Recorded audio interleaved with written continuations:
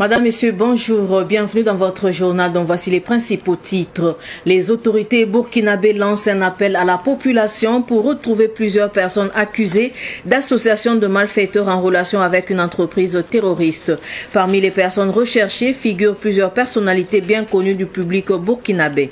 Les détails au début de ce journal. Des journalistes ont exploré les coulisses de la Sonabel à Bobo-Dioulasso. Ils ont effectué une visite enrichissante à la centrale thermique Bobo 2 et au poste de dispatching de Kodeni, accompagnés d'acteurs de la société civile. Découvrez l'immersion des hommes de médias dans les conditions de travail des agents de la Sonabel à Bobo-Dioulasso à travers le dossier que nous vous proposons dans un instant.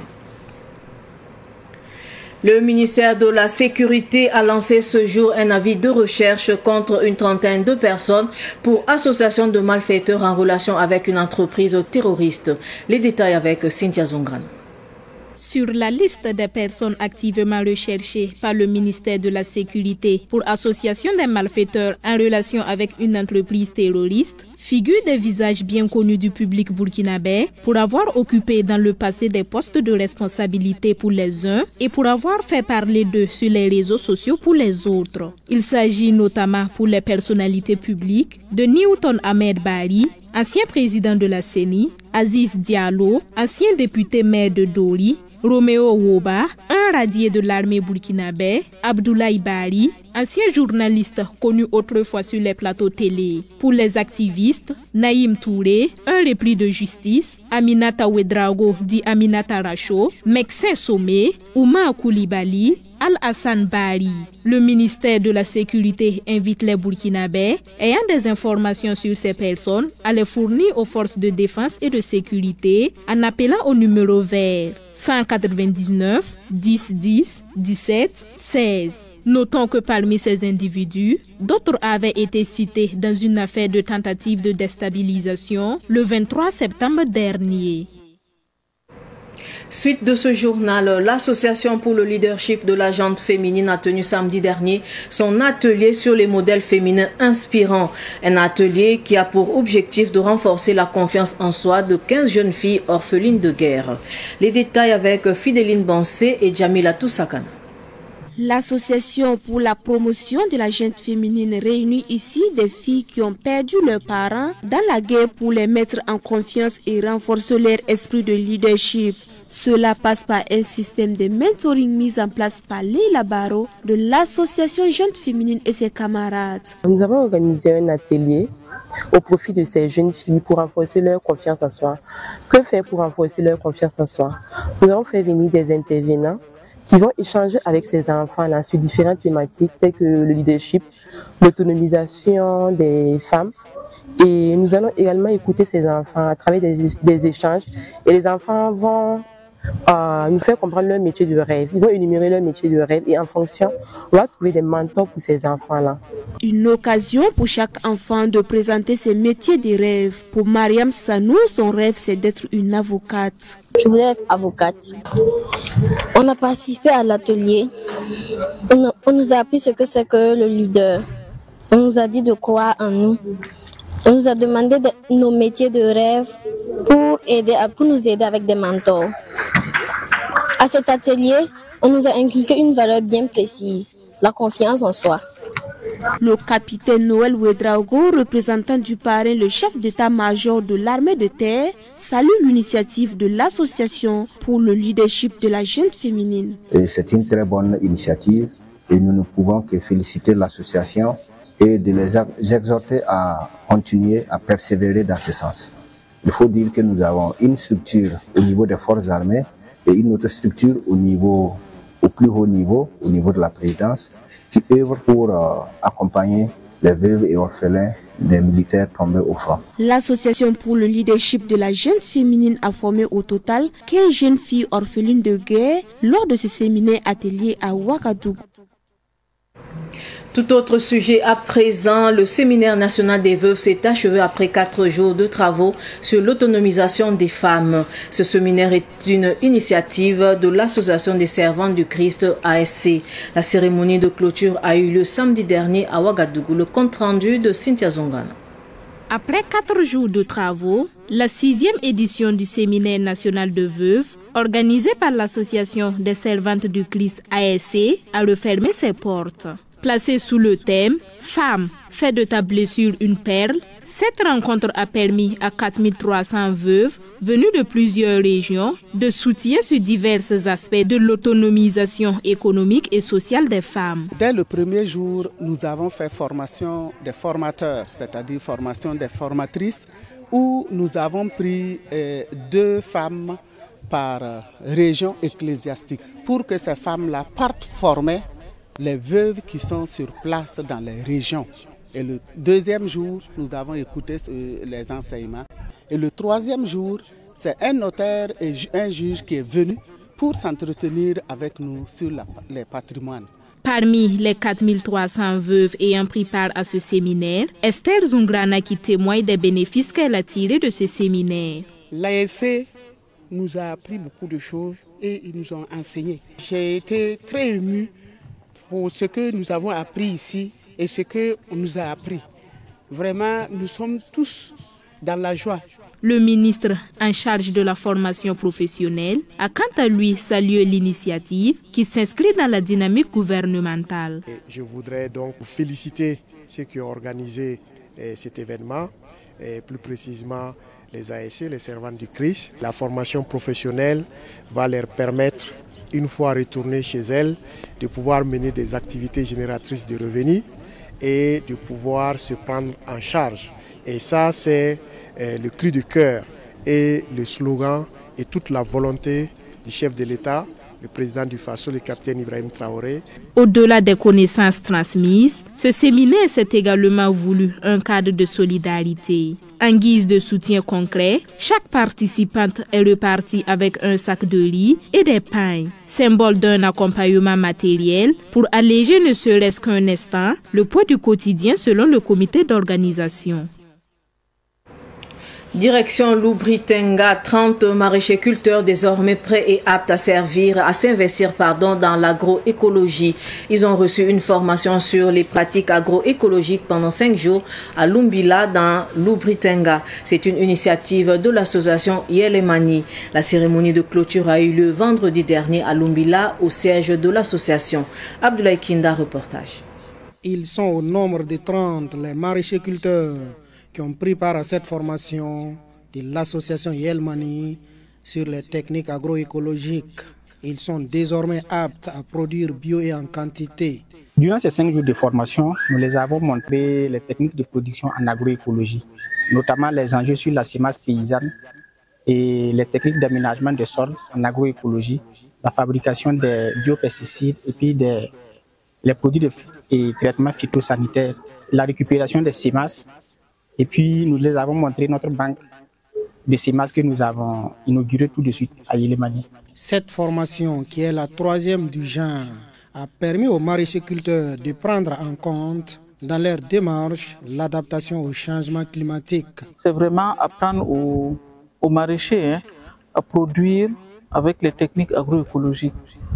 Et c'est aussi les aider d'une certaine façon à pouvoir donc faire face au changement climatique, comment être autonome en semences, et c'est même leur apprendre à produire eux-mêmes des produits naturels, leurs produits, c'est-à-dire les biopesticides, les biofertilisants, et ne plus être dépendant des produits venant de l'extérieur, des produits chimiques. Mais c'est aussi de façon théorique leur montrer que l'État a adopté une stratégie pour l'agroécologie.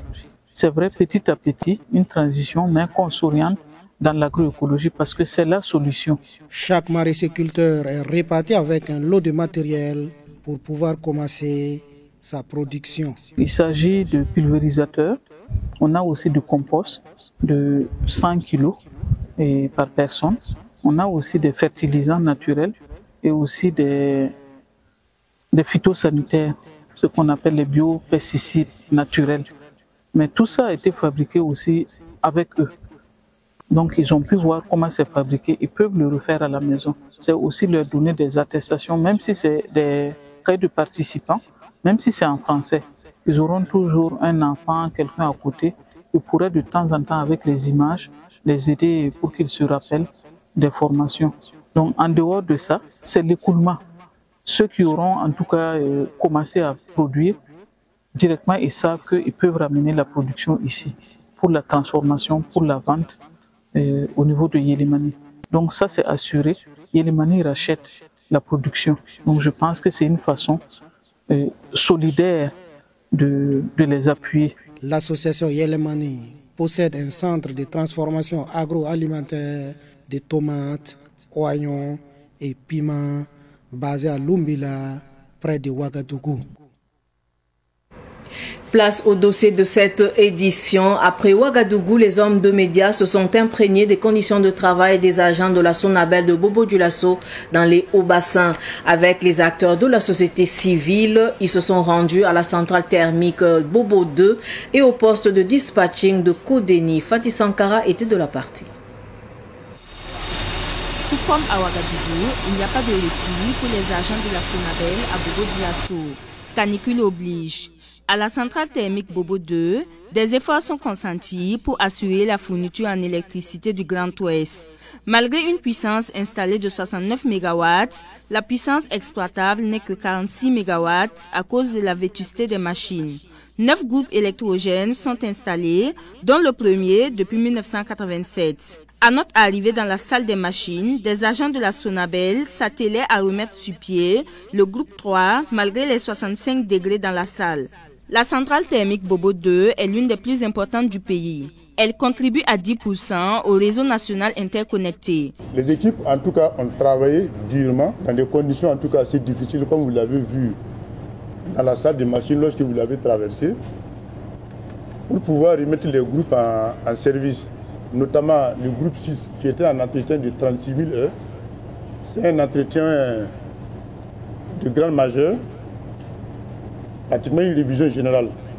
Et les équipes ont dû travailler jour et nuit pour pouvoir remettre le groupe en service à temps pour qu'elles puissent participer à la forte demande.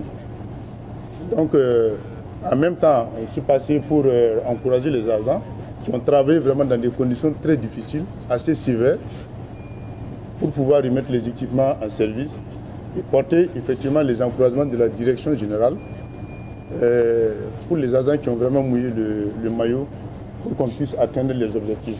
Actuellement, les agents de la Sonabel travaillent d'arrache-pied pour répondre à la demande afin d'éviter le calvaire de l'année passée. C'est le vœu le plus ardent de Félix Sawadgou. On prie en tout cas et nous pensons que vu les efforts qui ont été faits, s'il plaît à Dieu, nous n'allons pas vivre la même situation que 2024. Et on espère beaucoup. Les efforts déployés sur le terrain, dans un premier temps, c'est réparer toutes les machines qui sont à l'arrêt, faire les grandes maintenances, assurer au quotidien la santé des machines pour qu'elles puissent produire suffisamment d'énergie. En plus de ça, bon, je crois qu'il y a aussi des projets d'urgence que la Sonabel a initiés pour pouvoir augmenter l'offre, pouvoir augmenter la capacité de production des centrales. Les 9 groupes électrogènes installés à la centrale Bobo 2 consomment 5 citernes de combustible par jour, soit 45 000 litres. Des dispositions ont été prises avec la Sonabi pour assurer un stock de sécurité d'au moins 1 mois. Après la centrale thermique Bobo 2, les hommes de médias et les acteurs de la société civile ont visité le poste de dispatching de Kodeni. Le poste de Kodeni se charge de la transformation et de la répartition des 225 kW en provenance de la Côte d'Ivoire. On reçoit la partie de la Côte d'Ivoire et à partir de pas. On passe par 2 transports, transport 1 et 2. Le transport de 225 000 à 33 000. Ils abaissent à 33 000. Et quand les transports abaissent, ils évacuent dans une salle qu'on appelle salle HTA, où il y a différents départs pour pouvoir évacuer vers les consommateurs. Donc ici, on est relié à Bobo 2. On est relié à quoi? C'est-à-dire, en fait, on a fait un boucle. Quoi aussi est relié à Bobo 1. Bobo aussi est relié à Bobo 2. Pour pouvoir évacuer la liaison entre la Côte d'Ivoire et puis nous, ça vient à 225 000. On peut avoir 225 000 chez les clients. C'est un procédé. Donc 225 là, on abaisse la tarif de 225 000 à 33 000 pour venir dans un jeu de bar où on peut faire la répartition. Après ce jeu de bar-là, on a alimenté Banfora. Tout comme à Ouagadougou, les hommes de médias ont été témoins d'un incident causé par une grue en contact avec les lignes électriques de la Sonabel. Nos commerçants de moteurs à camion que vous voyez ici ont procédé à une manutention du pont qui se trouve derrière nous. C'était vraiment une manutention imprudente parce que le grutier a levé sa grue jusque dans nos lignes. C'est ce qui a créé l'incident, qui a créé un déclenchement partiel de Bobo. Parce que c'est l'une de nos principales liaisons qui va du poste source de Cordénie vers notre poste répartiteur de Kwa. Nous avons environ 30% de notre puissance de Bobo qui transite par cette ligne. Et le défaut était quand même assez violent. Et ça créait beaucoup de perturbations. Les dégâts que ça engendrait, vous avez vu, il y a eu la rupture de la phase concernée sur laquelle il y a eu le contact. La mort, c'est l'électrocution, c'est la mort. Il n'y a pas d'autre chose. Oui. Environ de 14h, moi, j'étais avec mes clients en train de vendre mon riz. Donc d'un coup seulement, ce véhicule-là s'est arrêté. Quand le véhicule-là s'est arrêté seulement, le feu a jailli d'un coup. Donc on entend bruit seulement, ouh, c'est le feu, c'est le feu. Donc les gens sont en train de me dire que madame, fais. Donc nous tous on a fui. Donc c'est après ça que sous mon hangar là où mon mari travaille, voici mon mari qui travaille à côté. Donc l'hangar a pris feu. Donc là où il y a fil seulement, tout a pris feu. Là où le fil a passé seulement, partout ça a pris feu. Il y a eu intervention tôt. Et Dieu merci. Sinon il y a eu des dégâts un peu, mais c'est pas beaucoup. C'est dans la maison là. Il y a eu un peu de dégâts, mais c'est pas beaucoup. Mais Dieu merci, il y avait les motos, machines à coudre, beaucoup de matériel. Donc, mais Dieu merci, tout ça là, ça est là.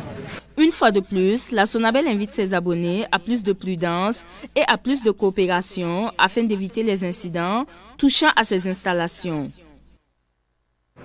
Parlons de sport à présent. L'association Les Dragons Blancs de Kung Fu Wushu organise cette année la 4e édition du Festival international des arts martiaux chinois Festi Wushu. Un festival pour promouvoir le Kung Fu Wushu et célébrer les 10 ans d'existence de l'association. Le comité d'organisation était face à la presse vendredi dernier à Saba. Ahmed Joël Komporeyete. Le Festival international des arts martiaux chinois Festi Wushu se tiendra le samedi 5 avril prochain dans la commune de Saba. Un festival qui sera marqué par un combat de gala, des démonstrations de différents athlètes, des distinctions et des prestations d'artistes. L'édition se tiendra le samedi 5 avril 2025 à la Maison des Jeunes de Saba à partir de 14h30. On aura comme programme ce qui suit. Il y aura des démonstrations époustouflantes des différents arts martiaux, comme j'ai dit tantôt, et un combat gala, des prestations d'artistes, des distinctions et bien d'autres surprises. À travers cette conférence, nous invitons la population de la commune de Saba, de Ouagadougou et du reste du Burkina à sortir massivement le samedi 5 avril 2025 du côté de la Maison des Jeunes de Saba à partir de 14h30 pour vivre les merveilles des arts martiaux. Cette 4e édition du Festi Wushu coïncide avec les 10 ans d'existence du Dragon Blanc, ce qui fait du festival cette année la particularité. Cette édition sera combinée avec la célébration des 10 ans du Dragon Blanc, ce qui fait d'elle une édition particulière, je dirais spéciale. Le festival connaîtra la participation de plusieurs clubs, de plusieurs maîtres d'arts martiaux, des différentes disciplines sœurs du Kung Fu Wushu qui viendront de toutes les localités du Burkina Faso à cette édition.